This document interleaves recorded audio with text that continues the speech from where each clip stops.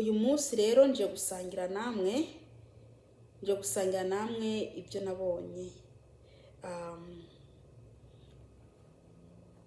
Reka mbanze senge hanyuma mbandanye.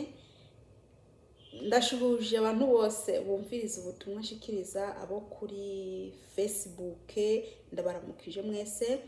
Amahoro y'Imana bane namwe, nukuri ndabakunda cyane. Imana yo mu ijuru nibaha umugisha.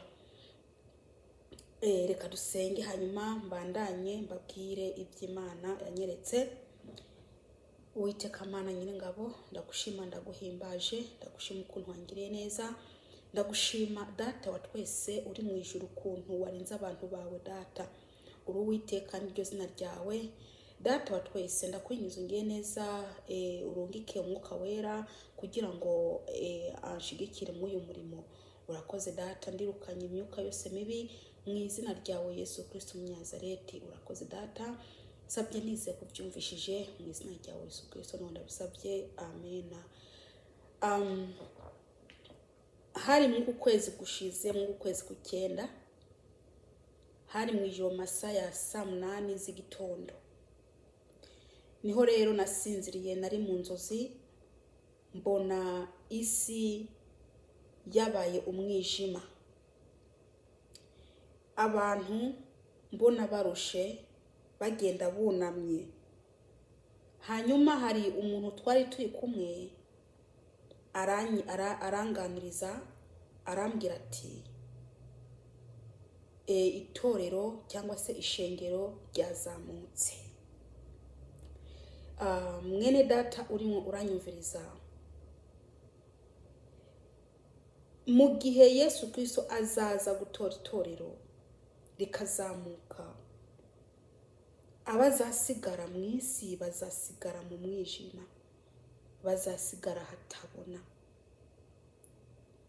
kubera ko bizaba byavanyweho byose, haba izuba, haba umuco, haba iki, bizaba byavuyeho. Hanyuma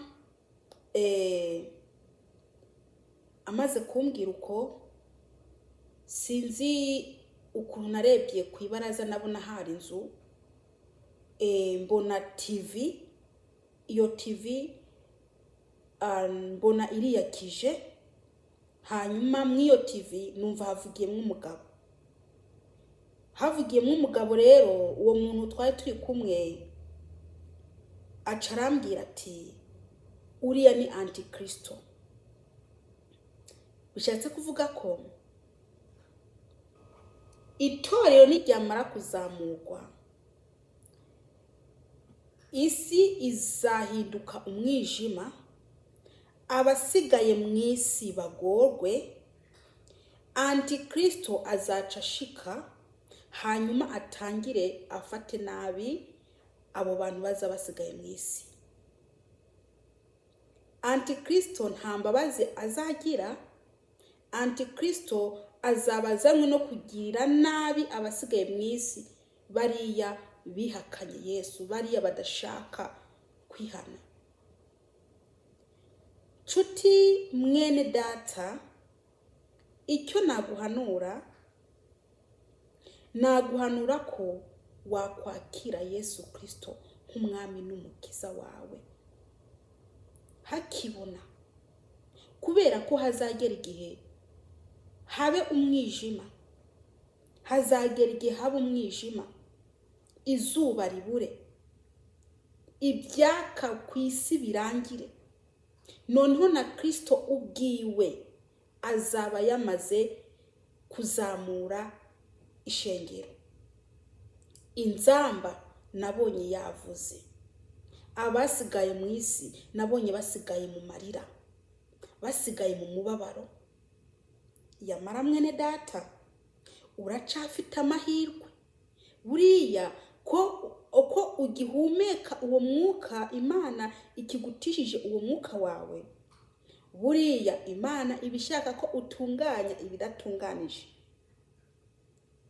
Reka ndakubwire, abamaze gupfa nta mahirwe bafite. abamaze gupfa nta mahirwe bafite kandi bagiye iyo bakoreye. Ndakubwire, nutunganye ibidatunganije biri muri wewe. Nutunganye kubera ko umwami Yesu araje. Aje gutora ishengero. Aje kujana ishengero. Yamara mwibuke ko abagore babiri bazaba bariko barashyera ku rusyo rumwe. Umwe azagenda uwundi asigare. Abagabo bazaba bari mu ndimiro, umwe agenda uwundi asigare. Yamara ico gihe kizaba ari igihe gikaze. Kizaba ari igihe giteye ubwoba. Yamara wewe uri n'amahirwe yo kubwirwa ubutumwa bwiza. Wari ukwiye guhinduka. Wari ukwiye guhindukira. Kubera ko kuwo munsi uzaba ari umunsi ukomeye. Bose bazaba bari barajugumira nk'uko. Aboroshe, abahambaye, bose bazaba bameze uko. Kandi ndakubwire, umwami Yesu araje kugira ngo ahembe. Azahemba buri muntu wese ibikwiranye n'ibyo yakoze. Yamara mwene data, impanuro naguhereza, nuhagarike ibyaha uri murakora. Wakire umwami Yesu. Umwakire. Umwemere muri wewe. Umwemere akuganze. Kubera ko hazagera igihe umukenera nawe atakigukeneye. Hazagera igihe umukenera wewe atakigushaka.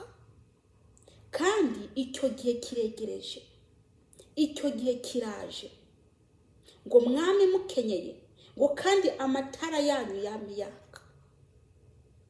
Yamara uwuri n'ugutwi niyumve icyo umwuka abwira itorero.